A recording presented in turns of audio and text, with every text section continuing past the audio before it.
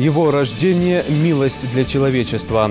Сегодня начался священный месяц Рабиуль-Ауаль, в котором родился пророк Мухаммад. Всему личному составу в лице Дмитрия Богдановича и тех, кто сегодня стоит во главе самого министерства, ровода, пожелать хочу успехов. Праздник защитников Отечества. В Магасе в канун Дня полиции прошло памятное мероприятие.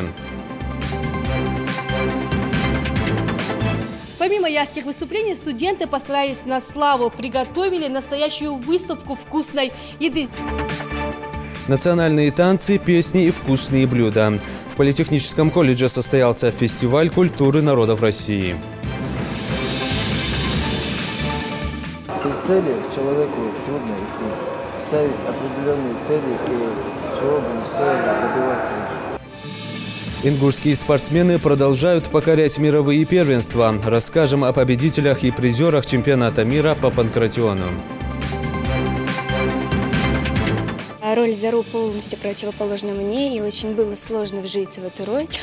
И, можно сказать, на репетициях я еще полностью не могла ее почувствовать. Играть такие роли – дело чести. В Назране прошел показ мюзикла по мотивам романа Идриса Базоркина «Из тьмы веков».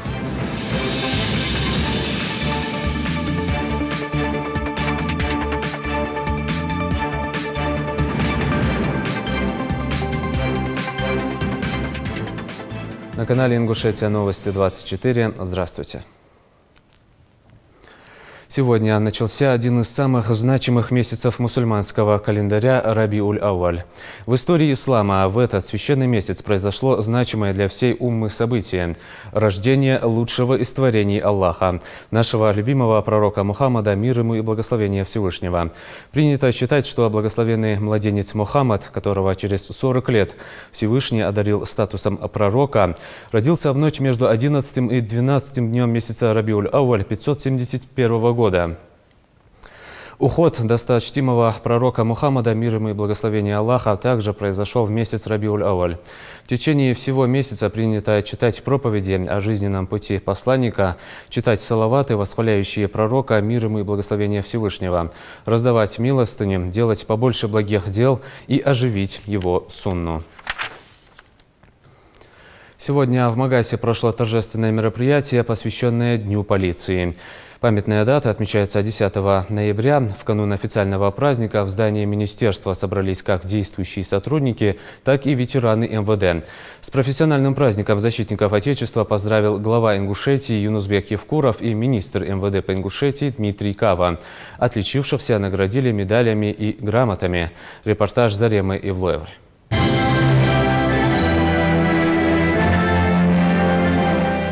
Мероприятие, посвященное чествованию тех, кто стоит на страже защиты Родины, начинается с гимна страны. В актовом зале МВД сегодня нет свободного кресла. И это лишь малая часть сотрудников, работающих в полиции. Они несут свою службу в разных направлениях. Одни отвечают за безопасность на объектах и мероприятиях, другие – за раскрываемость преступлений, третьи – за безопасность на дорогах. И каждая стезя ответственна и важна. С профессиональным праздником своих коллег и подчиненных поздравил министр МВД по Ингушетии Дмитрий Кава. Поздравляю вас всех присутствующих в этом зале с Днем сотрудника органов внутренних дел. Желаю вам, вашим родным и близким крепкого здоровья, долголетия, профессиональных достижений, творческих успехов, реализации всего намеченного. Мирного неба вам и вашим семьям. Спасибо. Участие в праздничном концерте принял глава Ингушетии. Юнусбек Евкуров поблагодарил полицейских за самоотверженность и нелегкий труд. Всему личному составу в лице Дмитрия Богдановича и тех, кто сегодня стоит во главе самого министерства, ровода, пожелать хочу успехов. Почему? Потому что успех ваш – это спокойствие республики.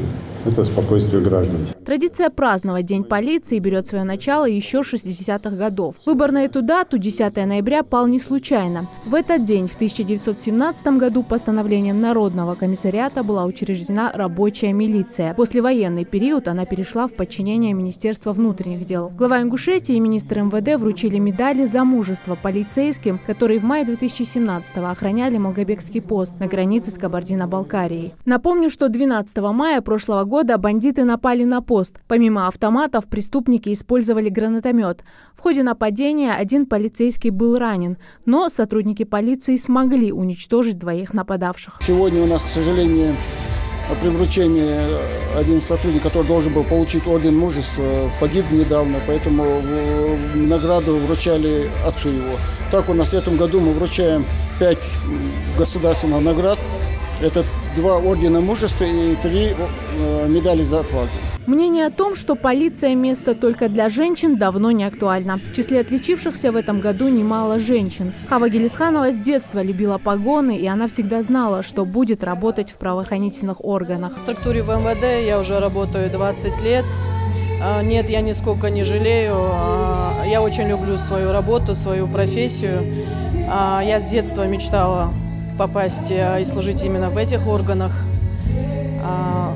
Конечно, с детства я мечтала стать прокурором, но судьба так распорядилась, что я все-таки попала в полицию, стала сотрудником органов внутренних дел. В канун этого праздника по всей стране принято навещать семьи погибших сотрудников. В Ингушетии 413 семей потеряли своих сыновей, которые трагически погибли при исполнении служебного долга. Сотрудники полиции никогда не знают, что случится завтра, но всегда готовы стоять на защите закона и граждан.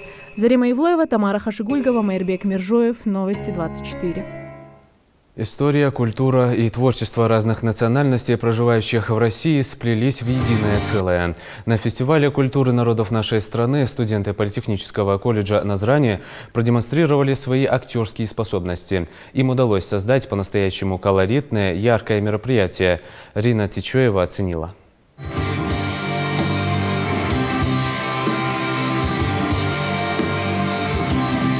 Мелодия гор, чувственный, зажигательный и такой родной всему Кавказу. Легкий, в то же время сильный танец лезгинка. В движениях солистки Хавы Албагачиевой передается история грузинского народа, заставляя зрителей на несколько минут перенестись в другую страну.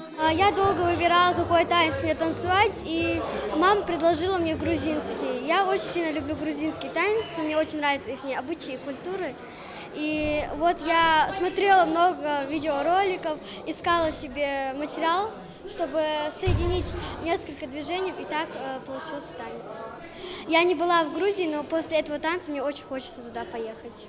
Студенты Политехнического колледжа сегодня в роли представителей других национальностей – калмыки, татары, грузины, ингуши, русские и украинцы. К фестивалю культуры народов России все готовились основательно. Шили национальные костюмы, изучили культуру и обычаи народов, проживающих в нашей необъятной стране, и даже выучили их языки. Мы представляем 8 национальностей.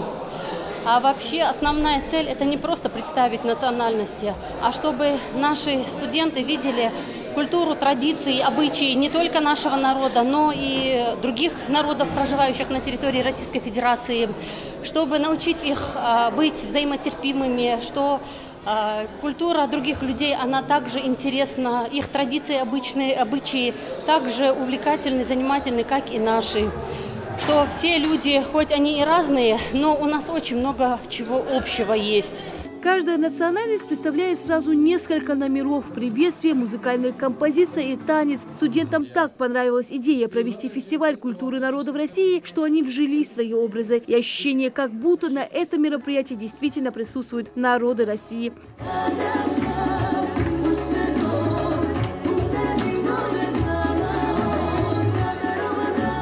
Фестиваль в Ингушском политехническом колледже проходит 5-й год подряд. Каждый раз студенты придумывают что-то новое. Самое главное, что такие мероприятия знакомят молодежь с культурой других народов. Много узнали о Республике Башкортостан. Это очень интересно. Я даже выучила их язык, могу вам продемонстрировать, например, хаумахагыз дустар, хилем ким салям, без матурлик хазебегим хаумахагыз катлаим. Как это переводится? Ну, здравствуйте, друзья! Добрый день, привет! Мы рады вас приветствовать на нашем празднике. Я приветствую Калмыкию. Мне понравились их традиции, одежда, еда. Мне бы хотелось, чтобы наши все народы жили дружно. Выступления продолжаются. На очереди День культуры Карачаево-Черкесской республики. На мероприятии мы представляем Республику Карачаево-Черкесию. Знаете, вот 2 недели, как мы готовимся, я уже окунулся в культуру этой республики. И даже есть много схожеств с нашей республикой Ингушетия. Помимо ярких выступлений, студенты постарались на славу. Приготовили настоящую выставку вкусной еды. Здесь представлена кухня 8 народов России. Здесь Татарстан, Калмыкия, Ингушетия. Но самый большой стол занимает Грузия. Здесь знаменитая чичхела, суп харчо и многое другое. На удивление, многие блюда приготовили мужчины, а вот какими они получились, будет оценивать специальное жюри. Впрочем, здесь победа вовсе не самое главное. Такие мероприятия, несомненно, укрепляют дружбу, ведь планета у нас одна на всех, и жить на Земле дружно намного интереснее.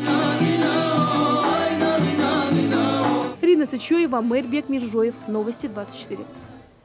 Сациви, хинкали, хачапури. Под задушевный вокал и зажигательные танцы в каждом из этих слов представлена подлинная Грузия с ее богатой историей и такими понятными нам, ингушам, обычаями. Здесь традиционность идет рука об руку с современностью. Возможность во все это погрузиться представил Миннац Ингушетии. В Назране прошло мероприятие, посвященное Дню грузинской культуры. Так как в Грузии особое внимание уделяется застолью, организаторы представили для гостей знаменитую грузинскую кухню. Подробности у Даны Плиевой.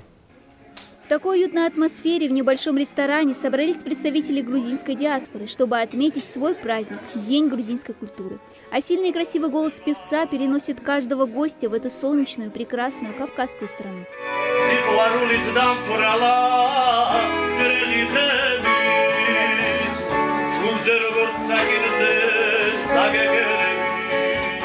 Нравится, если честно, здесь. Мне как-то незаметно, что я не у себя дома, так как у себя.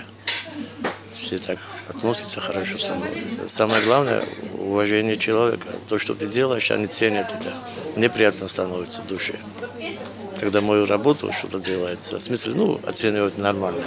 Подобные мероприятия каждый год организовывает региональный Миннац совместно с грузинской диаспорой в Ингушетии. В регионе давно создана ассамблея народов, проживающих в республике, в которую входят представители около 20 национальностей.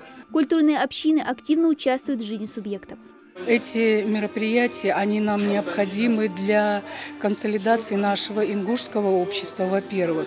Эти люди, они очень много лет проживают в нашей республике, и они уже не только представители диаспор, они уже наши соотечественники, которые проживают постоянно. И уважая культуру других людей, мы учимся уважать себя. И это очень ценный опыт для того, чтобы укрепить наше межнациональное, межконфессиональное единство в республике. Мероприятие посетил министр культуры и архивного дела Ингушетии Микаил Вазоркин. Он отметил, что грузинские и ингушские народы всегда были и останутся хорошими друзьями. Вроде бы разный язык, да, разные религии, но тем не менее, насколько должна быть связь времен, связь историческая и человеческая, чтобы, несмотря на это, эти народы так тянулись на протяжении веков друг к другу и не теряли этой связи. Поэтому дай Бог, чтобы как можно больше таких и подобных мероприятий было и у нас в республике, и в соседних республиках, связанных с нами, чтобы мы в них участвовали. Руководитель грузинской диаспоры Манана Гавардишвили в Ингушетии живет около 30 лет. В республике ей очень нравится, однако она не забывает о своих корнях. Специально для мероприятия Манана приготовила блюда национальной кухни – баклажаны с орехами, чакапури, тхимали, хачапури. Нам здесь нравится, потому что нам здесь спокойно, никто не тревожит. Наоборот, все ингуши готовы нам, если вдруг не так, чтобы нам помогли. Вот не только мою семью, всем грузинам, чтобы они помогли. Они такие же гостеприимные, как наши грузины. Я живу в Ингушетии уже 15 лет. И все эти годы я могу только говорить хорошее. Ингуши – это практически, не практически, а сильно похожий народ грузинов. Поэтому с ними дружить очень легко. Мы грузины, и с ними тоже отношения практически такое же, как грузин с грузином. И вообще я думаю, чтобы грузины и ингуши должны всегда соревноваться. Кто больше хорошего сделает друг друга. Помимо грузинской диаспоры, на мероприятии присутствуют и представители других народов. Когда я приезжаю домой, меня спрашивают, как ты там живешь, я говорю, вот так, как видите. Всегда веселая, счастливая, дай Бог всем так. Я сегодня бы хотела поздравить грузинскую диаспору с этим хорошим праздником. Пусть процветает наша Грузия и вместе с ней наша диаспора. Эти веселья, эти встречи только дают хорошие результаты, объединяет дружбу народа, укрепляет, развивается между народами дружба в целом России, единой, как в единой семье. Ингушетия на протяжении 2 с лишним веков остается неотъемлемой частью России. В мире и согласии здесь проживают люди разных национальностей. Их объединяет любовь к своей родине и стране. И сегодняшний праздник как напоминание всем жителям, что только в мире единстве наша республика будет двигаться вперед и открывать для себя новые горизонты. Дана Плиева, Магомед Дасхоев, Новости 24. Госдума приняла закон, освобождающий граждан от необходимости доказывать отсутствие долгов по оплате услуг ЖКХ при получении субсидий. По действующим нормам, одним из условий предоставления субсидий на оплату ЖКХ является отсутствие задолженности по коммунальным платежам. С принятием законопроекта информацию о задолженности органы соцзащиты будут получать из банка данных, содержащих сведения, необходимые для осуществления задач по принудительному исполнению судебных актов. Принятые изменения в жилищный кодекс устанавливают, что факт отсутствия долгов по ЖКХ должен подтверждаться на основании судебного решения, вступившего в законную силу. Наличие задолженности будет проверять уполномоченный орган, а гражданам больше не нужно предоставлять какие-либо документы. С целью поднять престиж военного дела среди молодежи в гимназии номер 1 города Назрань прошел урок мужества. Гостями мероприятия «Есть такая профессия, Родину защищать» стали сотрудники Республиканского военного комиссариата. Встреча проводилась для старшеклассников. Будущим защитникам Отечества объяснили, почему так важна профессия военного. Тамара Хашагульгова расскажет. Военнослужащий не только одна из самых трудных и опасных профессий в мире, но вместе с тем и самых почетных, считает Якуб Мальсагов. Обязанность каждого мужчины – служба в армии. Якуб готовит себя к военному будущему. Лично меня очень сильно устраивает перспектива служить своей родине, так сказать, отдать честь. Я считаю, что это дело настоящего мужчины, и что я с детства мечтал стать военным, спецназовцем и так далее. И тем более, что даются на данный момент большие льготы и для дальнейшего продвижения в службе. В высшие военные учебные заведения из республики ежегодно поступает порядка 30 человек, в том числе и девушки, которые несут службу наравне с парнями. Медсестра, военный врач и переводчик – вот профессии, в которых могут проявить себя представительницы слабого пола. Годы, о которых вы рассказывали, какие из них или все ли они распространяются на девушек, которые решили получить военное образование? Старшеклассникам рассказывают о подготовке в военные вузы, а также с какими сложностями они могут столкнуться. Ежегодно перед комиссариатом ставится задача отобрать около 300 кандидатов для поступления в военные вузы. Такой строгий отбор проходят далеко не все. Начать лекции на какими качествами должен обладать настоящий мужчина. Прежде всего, это честь, эзел, который у нас в Ингушетии преподают, и ум. Чисто разум. А то, что сейчас говорят в армии, это то, что должен обладать настоящий солдат.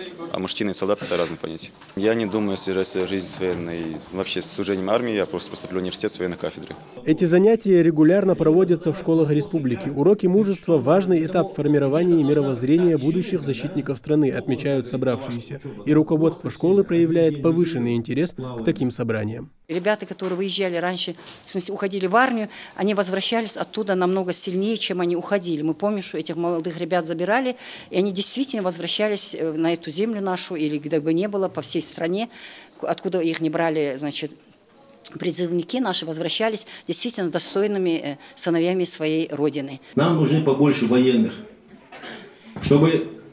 Почему военные, да? Вот я вам сейчас скажу, почему. Я сегодня могу уйти на гражданку, и работать там. Спокойно, у меня есть все до этого доводы, возможность образования.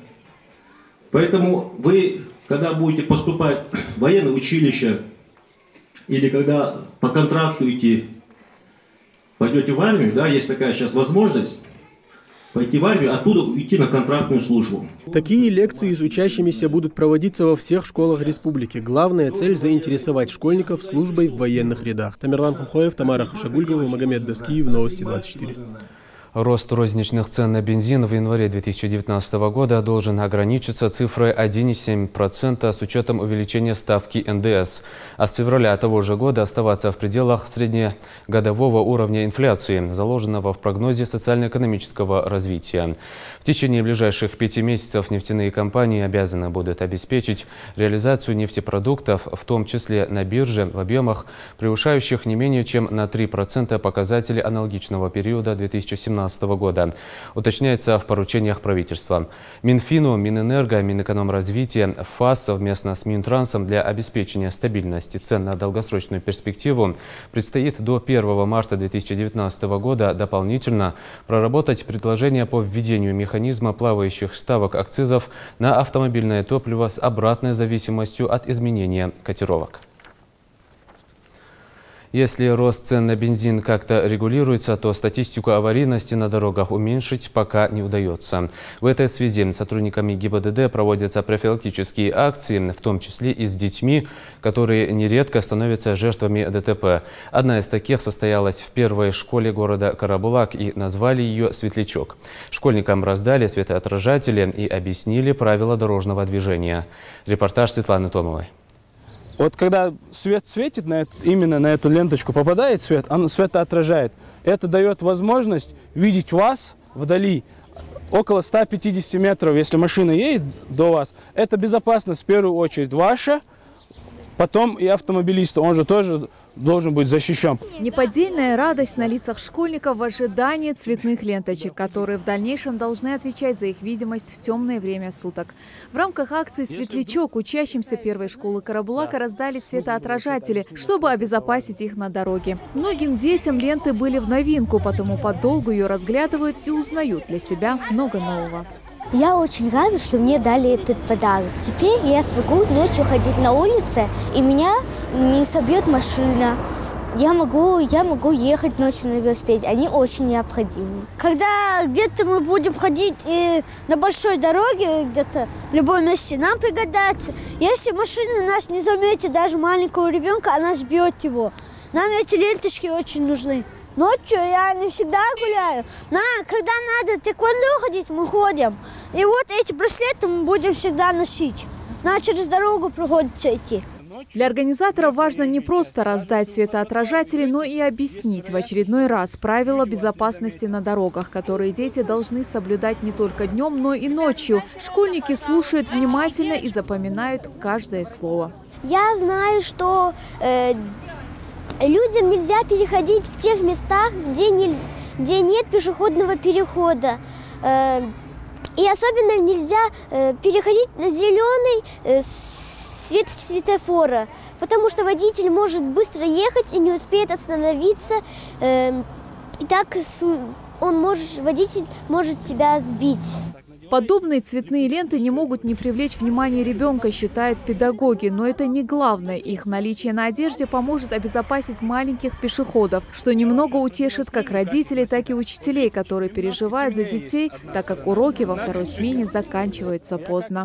Часто приходится выходить с детьми, переводить их за ручку через дорогу, потому что оживленный участок у нас рядом со школой проходит дорожное полотно. И, конечно же, мы переживаем за детей, за каждого ребенка, дошли они, не дошли. Организатором акции выступила некоммерческая организация «Созидание». Идея обеспечить светоотражателями детей появилась еще в 2015 году, после того, как в Магасе насмерть сбили девочку. Только за прошедший год удалось раздать 12 тысяч светоотражающих ленточек, а до конца этого года планируют раздать еще 10 тысяч. Самая главная цель – это предотвратить наезды на пешеходов. Я разговаривал, будучи сам автомобилистом, общался с людьми, которые, так скажем, передвигаются по республике, спрашивал, встречали у детей со светоотражающими элементами. Многие удивлялись, а что это такое? Мы с удивлением встречали детей, которые ходят и светоотражают. Ну, объясняешь им, что это такие светоотражающие элементы, фликеры. И мы надеемся, что это хоть как-то убережет наших детей, особенно детей, которые возвращаются в темное время суток домой со школы, со спортивных секций. Инспекторы ГИБДД с детьми постоянно проводят профилактические беседы, вовлекая их в акции и показывая наиболее безопасные пути к школе. Конечно, все эти мероприятия не приведут к положительному результату, если водители не будут осторожными и внимательными к пешеходам. По распоряжению входим по школам, садикам, разъясняем детям, как переходить там пешеходный переход, разъясняем правила дорожного движения, как себя вести. Ведем с ними беседу. Большинство дорожно-транспортных происшествий с участием пешеходов происходит с наступлением сумерек и, как правило, на неосвещенных участках дорог. Реакция водителей на 90% зависит от получаемой ими визуальной информации, а в темное время суток человек воспринимает только 5% того, что в состоянии различить днем. Поэтому светоотражатели, отмечают инспекторы, для детей просто необходимы. Светлана Томова, Асхаб Белокиев, Новости 24. Сразу 5 медалями пополнили копилку спортивных достижений Ингушетии наши юные борцы вольного стиля в открытом первенстве в Каспийске. Золото соревнований в весовой категории 41 килограмм взял Ибрагим Баркинхоев. Второе место досталось Рамазану Амхадову. В упорной борьбе в весовой категории до 48 килограммов серебро завоевал Магомед Илиев. Ну а тройку сильнейших в весе 48 и 52 килограмма замкнули Ахмед Далгиев и Ибрагим Евлоев. Также в Тюмени стартовало первенство России по дзюдо среди юниоров и юниорок до 21 года. Уже в первый соревновательный день наш земляк Алисхан Муталиев завоевал бронзовую медаль. Завтра ожидается выход на татами еще 7 представителей Ингушетии. Еще один громкий турнир ожидается 15 ноября. В открытом Кубке России по тяжелой атлетике, который пройдет в Москве, примет участие Алихан Плиев в весовой категории до 69 килограммов. Наши спортсмены одерживают победы в разных видах спорта. Известный борец Моусер Боков на днях защитил свой титул и во второй раз стал чемпионом мира по панкратиону в весовой категории 77 килограммов. Турнир проходил в Белоруссии. В нем приняли участие около 300 бойцов из более чем 20 стран мира. Также копилка ингушской команды пополнилась серебряной медалью Исламбека Эльмурзиева. Подробности в сюжете Микаила Тангиева. В зале ожидания Моусера встречают близкие, друзья и одноклубники из Малгобека. На пути к первенству на прошедшем чемпионате мира наш земляк провел 4 встречи. Первая схватка с чемпионом прошлого года оказалась самой сложной для Моусера. Одолев соперника на старте, далее уже последовала череда побед в поединках. Конечно, ни один выигрыш не дается легко, и в подготовке к этому чемпионату предшествовали упорные тренировки. Готовился к этому турниру у себя дома в Малгобеке, в спортивном клубе «Кушт». Также ездил на сборы. Мне очень приятно, это очень хорошо, что меня встречают близкие. Настроение тоже хорошее у меня. Думаю, дальше тоже буду радовать и выигрывать. Наставники и тренеры по вольной борьбе отмечают, что серия высоких побед наших спортсменов в очередной раз доказывает, насколько стремительно развивается спортивная борьба в нашей республике. И такими темпами Ингушетия очень быстро выйдет в лидеры по числу чемпионов мирового уровня. Грэпплинг, панкратион, боевое самбо. Сейчас же все эти виды спорта объединили в спортивную борьбу.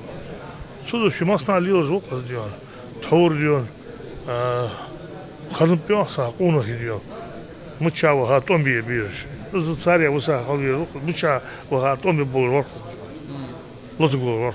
В турнире приняли участие еще 3 ингушских борцов. Вместе с президентом Федерации по панкратиону Апти Индиевым они посетили дворец спорта «Магаз», где как раз проводили тренировки юные гимнасты. Вот вам представляю, ребят, это Шибил Шибилов, Саид Дахигов, Исламбек Эльмурзиев. Вы еще маленькие, вы еще так плохо знаете, наверное, имена, фамилии тех ребят, которые выступают, по телевизору показывают, на ринге выступают, на коврах выступают. Вы видели соревнования по ММА, соревнования, панкратион, боевой самбо, смотрели по телевизору? Как на ринге выступают в перчатках, в шлемах. Исламбеку Эльмурзиеву удалось завоевать серебро в весовой категории до 84 килограмм. Имея за плечами немало наград на всевозможных турнирах, спортсмену хорошо известно, как добиться успеха. В любом деле, в первую очередь, будь это спорт, образование, бизнес, без разницы, в первую очередь нужно ставить цель. Без цели человеку трудно идти. Ставить определенные цели и чего бы не стоило добиваться их. Пообщавшись с ребятами, которые в будущем, возможно, пойдут по их стопам, спортсмены показали им мастер-класс по борьбе.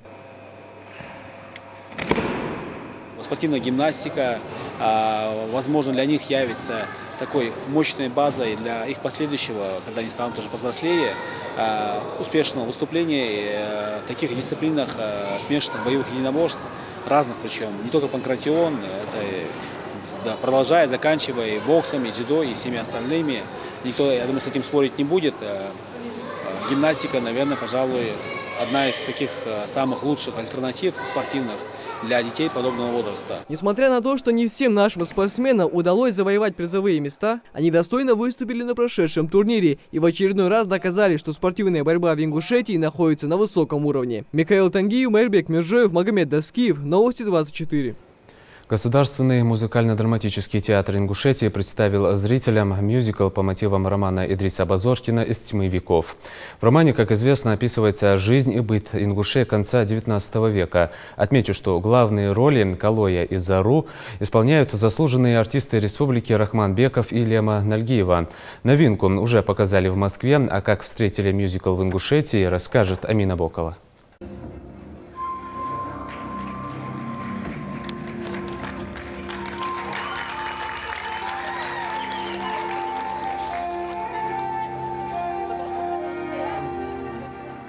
Заходящее солнце добела высветило скалы Цейлома, которые стеной окружают крохотные терраски пахотной земли. Посреди этих земель возвышается каменная глыба. Строки легендарного ингушского романа «Из тьмы веков» вновь оживают на сцене музыкально-драматического театра Ингушетии. Калой, Зору, Хасан Хаджи, Насы и коварный Гайтимир. На этот раз любимые персонажи предстают перед зрителями в совсем необычном формате.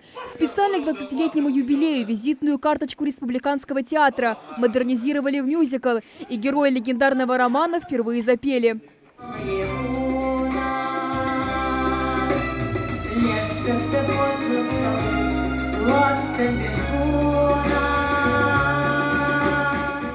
В спектакль внесены не только вокальные номера, но и элементы хореографии. Музыка тоже была написана специально к постановке. А главные роли Калоя и Зару исполняют заслуженные артисты республики Рахман Беков и Лема Нальгиева, для которых спектакль стал первым актерским дебютом.